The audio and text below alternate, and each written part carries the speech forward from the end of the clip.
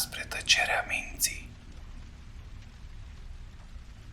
În 1983, o echipă de oameni de știință a efectuat un experiment radical într-un loc secret. Oamenii de știință teorizaseră că un om fără acces la niciun simț sau modalități de a percepe stimuli ar putea percepe prezența lui Dumnezeu. Credeau că cele 5 simțuri ne înnorau conștientizarea eternității și că, fără ele, un om ar putea stabili de fapt contactul cu Dumnezeu prin gând. Un bătrân care pretindea că nu mai are nimic pentru care să trăiască a fost singurul subiect de test care s-a oferit voluntar. Pentru a-l curăța de toate simțurile sale, oamenii de știință au efectuat o operație complexă, în care fiecare conexiune nervoasă senzorială la creier a fost chirurgical secționată. Deși subiectul de test a păstrat funcția musculară completă, nu putea vedea, auzi, gusta, mirosi sau simți. Fără niciun mod posibil de a comunica sau chiar de a simți lumea exterioară, era singur cu gândurile sale.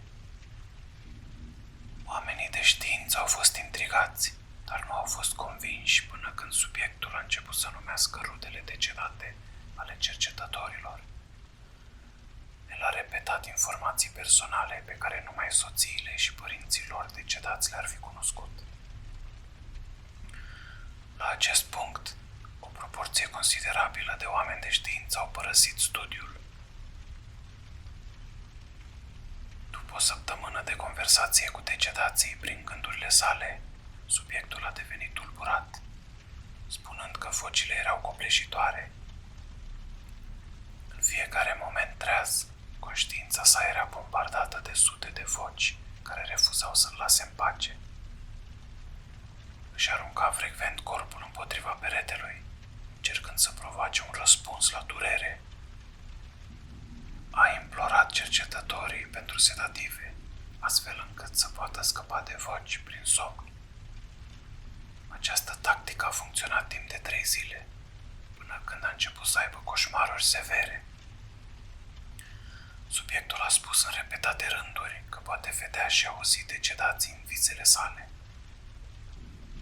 Doar o zi mai târziu, subiectul a început să țipe și să-și scârie ochii nefuncționali, sperând să simtă ceva în lumea fizică. Subiectul isteric spunea acum că vocile morților erau asurzitoare și ostile, vorbind despre iad și sfârșitul lumii.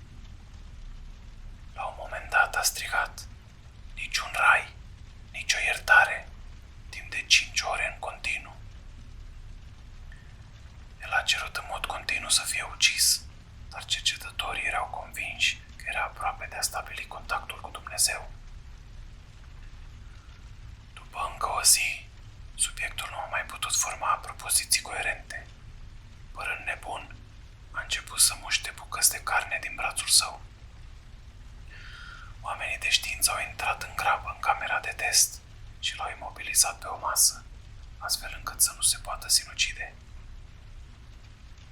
După câteva ore de la imobilizare, subiectul și-a oprit lupta și țipătul. S-a holbat gol la tavan, în timp ce lacrimile curgeau pe fața lui.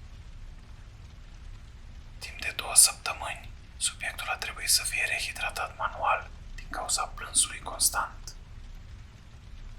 În cele din urmă, și-a întors capul și, în ciuda orbirii sale, a făcut contact vizual cu un cercetător pentru prima dată în studiu. A șoptit: "Am vorbit cu Dumnezeu și El ne-a părăsit."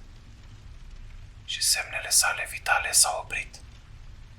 Nu a existat nicio cauză aparentă a morții.